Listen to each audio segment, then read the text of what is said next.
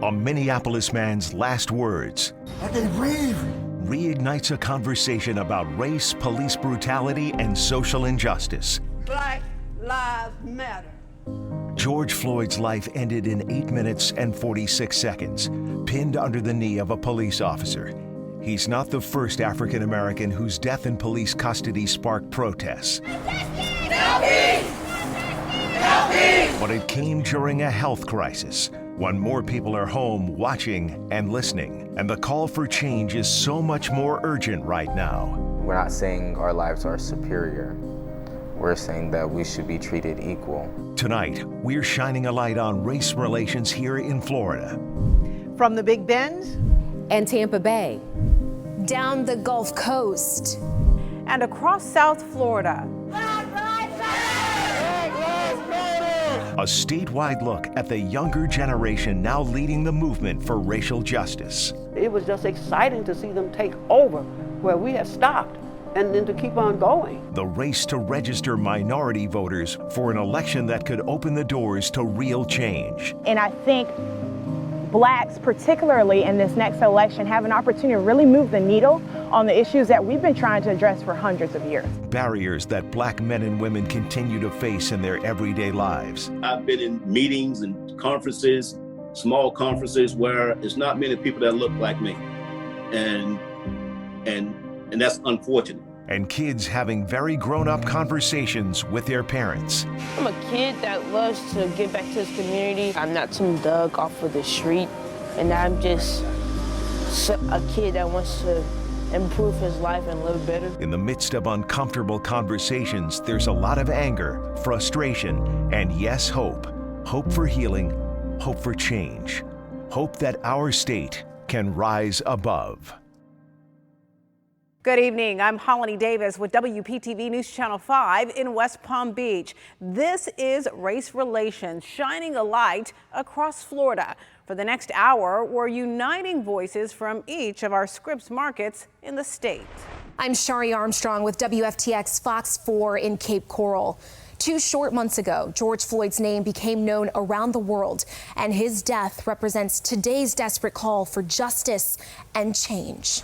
in Tallahassee at WTXL ABC 27, I'm Ava Van Valen. We have been watching the movement in each of our communities, the sadness, anger, and frustration that many of you have felt, and it's all happening during a trying time in this country. The coronavirus pandemic, an economic crisis, and the uncertainty of what is to come. I'm Dia Riley from ABC Action News in Tampa. Tonight, we're coming together to shine a light on race relations in Florida. The movement, the divide, and the action being taken to make our state a place for all people. Black Lives Matter! Black Lives Matter! Black Lives Matter, 3 words that now represent a global movement for racial justice. But here in Florida, those on the front lines of the fight for racial equality and equity say the term Black Lives Matter is more than one movement. Sabira Rayford has their story. It's a message that spans decades. Now, civil rights leaders of our past are passing the torch to a new generation. This monument is the story of the change that we want to come. 87 years old. But our success depends upon the movement. Edith Bush won't stop walking towards justice. Black Lives Matter. Why are you still so passionate at 80-something years old? Well, it is because I see the young people out there fighting for the same thing that we fought for over 20 years ago. In the early spring of 1964, local Negroes began civil rights demonstrations with white and Negro sympathizers from the North participating. Edith was on the front lines in Florida fighting for racial equality. Our organization won recognition from the state of Florida for our work in the civil rights movement. From John Lewis to Al Sharpton or Martin Luther King Jr. III, Edith's West Palm Beach home documents her dedication. So when people walk in this door, I want them to see what we've been through. 52 years later, a new movement is mirroring the past. It was just exciting to see them take over where we had stopped and then to keep on going.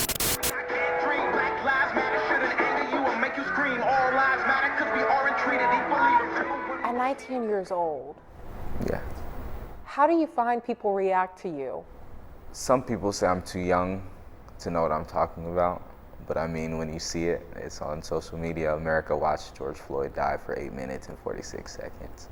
Widmeyer Pierre is the co-founder of the Reformers Movement. We educate people on why it's important to vote and try to build the bridge between police departments and communities. His group has organized dozens of Black Lives Matter protests throughout South Florida. We're not saying our lives are superior. We're saying that we should be treated equal. Police! No peace! People have been protesting mistreatment of Black people and saying in so many words that Black Lives Matter for years. Executive Director of the Spady Cultural Heritage Museum in Delray Beach, Charlene Farrington, says similar to the murder of Emmett Till in the 50s, the killing of George Floyd reignited the push for racial justice. The old African saying, an injury to one is an injury to all. I think what's happening is young people are starting to understand that, and so they are leaving the small issues aside and now starting to advocate for the larger issues, which is why our civil rights movements that are going on today are starting now to look like they used to look in the 50s and 60s. I'm proud. At the Box Art Gallery in Palm Beach County, Widmeyer is happy these pictures paint one difference. Everybody coming together in unity, Black, white, Hispanic, Republican, Democrat. We've had Republicans march with us. So it's like party aside, people first. That's what it's about. For these activists, Black Lives Matter is a movement that transcends decades. Love can overcome hate. Light can overcome darkness. Yeah. And judge a person not by the color of the skin, but the content of their character. Come on. Reporting in South Florida, I'm Sabir Rayford. Salt and pepper, peanut butter and jelly, beaches and sand. These are all things that our minds link together without us even thinking about it. As Brian Jackson reports, that's also how we form implicit biases, whether we want them or not. Living in society, having a brain. That's it. If you live in society and have a brain, you're going to have implicit bias. Today you will be challenged, okay, but in a good, loving way. Dr. Bryant T. Marks is a professor at Morehouse College and the founding director of the National Institute on Race and Equity. In its essence, implicit bias is a stereotype that is an association of a group with a trait that can affect how we think, feel, and behave at a subconscious level. But at the end of the day, as we live life, we're overexposed to certain groups and certain traits and certain groups in certain roles. And upon repeated exposure, our mind locks in that association automatically. And once that happens, the seed for implicit bias is planted. You've worked with thousands of law enforcement officers over the course of your career. How would you say that implicit biases kind of impact their ability to protect and serve? Most officers, in our experience, want to be fair. They want to be impartial. We all have biases just by being human, right? It's by living in society and having a brain. Some of us go into journalism. Some of us go into being bus drivers, and some go into policing. Before any of those occupations occurred, the common factor was their humanity. So just being human in this society allowed us to form certain biases. If I go into policing, my bias is expressed in a particular way. The thing that's so sensitive about policing is they have the right to take somebody's life if they deem it necessary. So when their bias plays out, somebody can die. If an accountant bias plays out, a number may be off. A bus driver, somebody might get left at the stop, but nobody's dead. So for police officers, even though they're human like everybody else, they chose a profession that is special, unlike everybody else's. Black Lives Matter is painted on city streets all over the country. Those symbolic acts have led to conversations that maybe weren't being held before. However, listen to the responses Dr. Marks gets when he's training a group and poses the question, what comes to mind when Americans think of African American males? Dangerous, thug, criminal, rapper, athlete. Those are our top 5 across the country. Not only police, everybody. Teachers, doctors, nurses, and black males themselves. Everybody gets those answers. We all we got, we all we need. Imagine walking through life with these words as your personal brand. You walk into the office building for the interview, this walks in with you. You walk down the street past a police officer, this walks with you.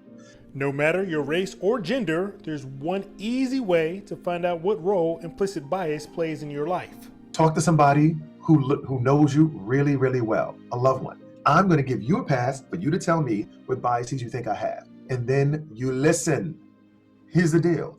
Sometimes other people will see our biases before we do. Dr. Mark suggests putting your bias to the test with this. The results, he says, could surprise you. Work is not to figure out, do you have any implicit bias? You're human, you do. Just be grown and accept it, okay? Your work is to figure out which specific biases you have, what is the magnitude, and how they systematically advantaging and disadvantaging anybody else. I can have a bias to a particular group, right? But if I'm at work, I have a certain way that I hire people, promote people, evaluate them that's objective and standardized. So I still have my biases, but my practice is such that my biases do not affect outcomes. That's the work you want to do. In Tallahassee, I'm Brian Jackson. Still to come, racial injustice within Florida's prison system, how lawmakers on both sides of the aisle are working to correct the disparities, and a deeper look into the racial divide in our communities, as well as our police departments. Two police chiefs explain why not enough has changed in recent years.